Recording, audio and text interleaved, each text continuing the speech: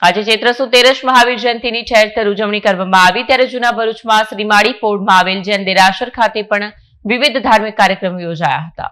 ચૈત્ર માસના શુક્લ પક્ષની તેરસે મહાવીર જયંતિ ઉજવવામાં આવે છે। જૈન ધર્મના 24માં તીર્થકર ભગવાન મહાવીરનો જન્મ બિહારના કુંડલપુરના રાજવી પરિવારમાં થયો હતો। ભગવાન મહાવીરનું બાળપણનું નામ વર્ધમાન હતું।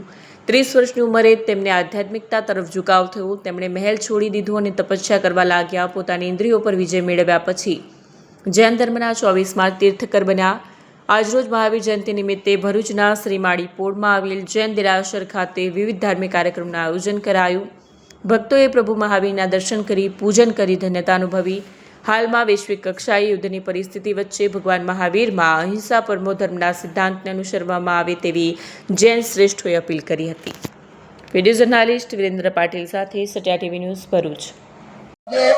આજે શ્રી મહાવીર પ્રભુના જન્મ કલ્યાણક નિમિત્તે હું માત્ર એટલું જ કહેવા માંગી છે કે અત્યારે દુનિયામાં જે યુદ્ધની પરિસ્થિતિ ચાલી રહી છે તો પ્રભુ મહાવીરે કહ્યા તે મુજબ જીવો અને જીવવા દોનો સંદેશો હું પાઠવું છું અને અહિંસા પરમો ધર્મોનો સંદેશ સમગ્ર વિશ્વમાં ફેલાય અને આ સમગ્ર યુદ્ધ અત્યારે ઠંડુ પડે એવી પ્રભુને પ્રાર્થના કરીએ છીએ।